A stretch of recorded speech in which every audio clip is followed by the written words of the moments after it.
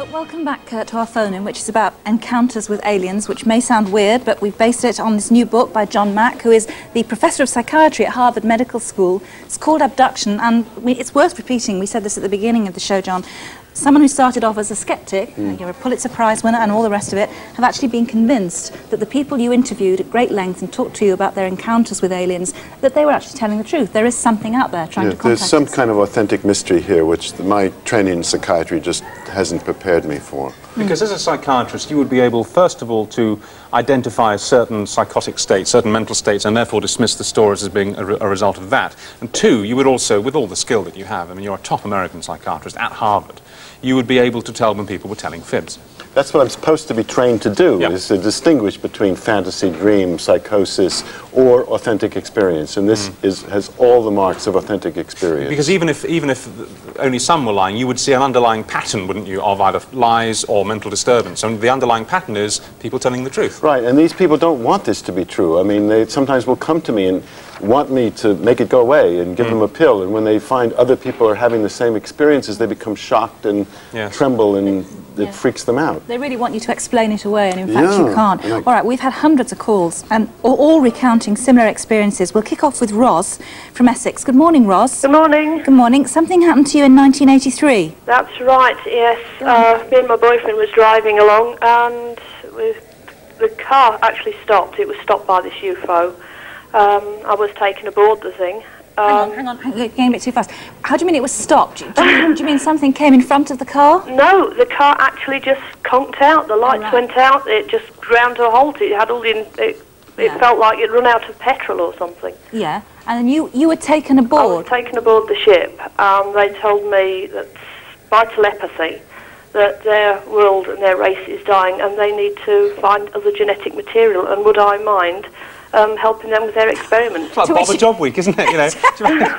To which you said, thank you very much, but can I go home, please? Basically, yes, I did. So what happened to you? They did various experiments, and the upshot at the end of it is that I can't have children anymore, and it's completely ruined my life.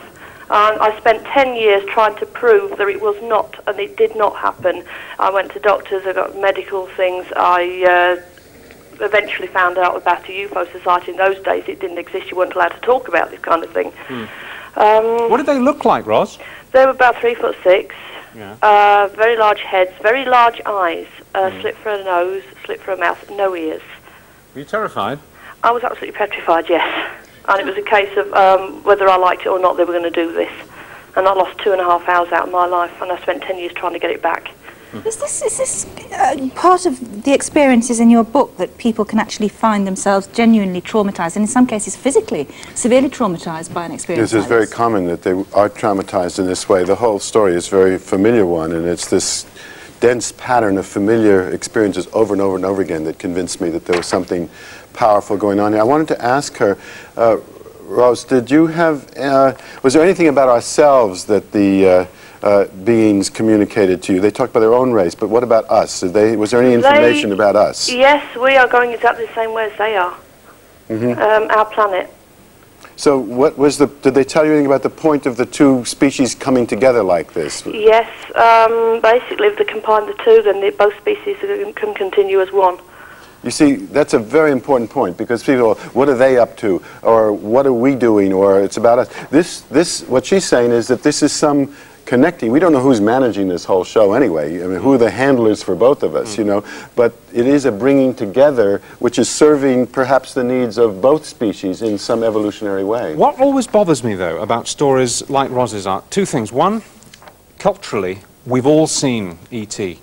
We've all seen Close Encounters, and Close Encounters has the famous scene where the car stops, you know? So we all have that kind of access to that imagery, and it's very common. And yet, Steven Spielberg, when he wrote the film, did not claim that he had personally had that experience. And the second thing is this business of the two races coming together. That's informed science fiction writing for generations, certainly for decades. What you have to understand, that the process can go in the other direction. In other words, what Steven Spielberg did was to contact Alan Hynek, who was in charge of UFO research in the United States, to get the details of what we were already learning about this, and then he popularized So light is informing art. Exactly. Yeah. Ross, but actually, I mean, never mind these two species coming together, they obviously, you feel that they obviously hurt you. What happened to your boyfriend? They never touched him. Was he aware of something happening? That. No, he didn't. Neither of us were aware of anything happening until we actually reached our destination and found we were 2 hours missing. It was after that I started remembering. Did you go into hypnosis? We tried that, but unfortunately the poor people that tried to hypnotise us, the room just, there was a blinding light turned up, all the cameras went blank, the poor person was pinned into his seats and all the clocks stopped, so they had to cancel it.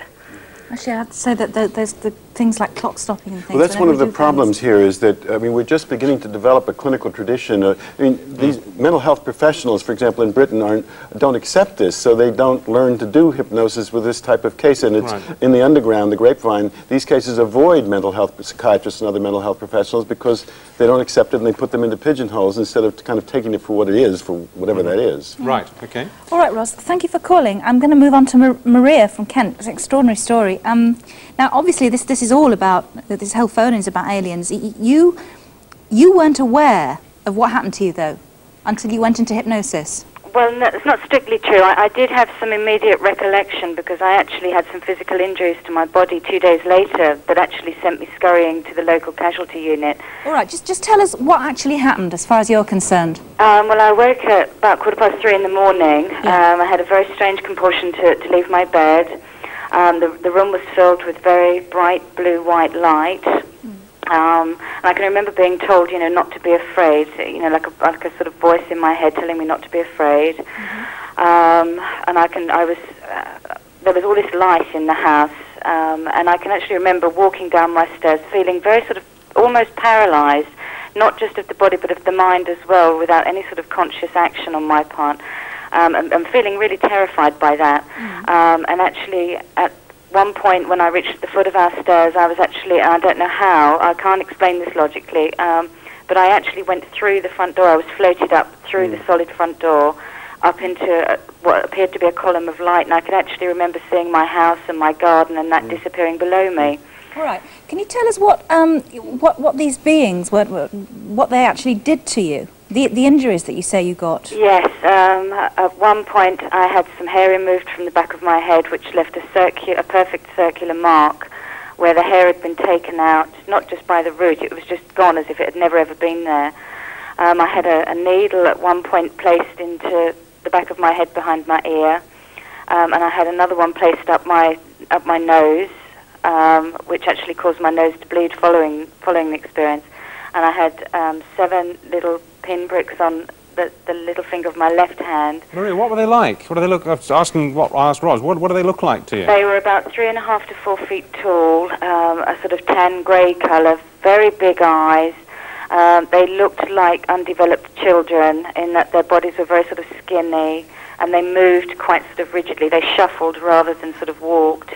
And I did notice a peculiar smell, like a sort of rotting vegetation smell.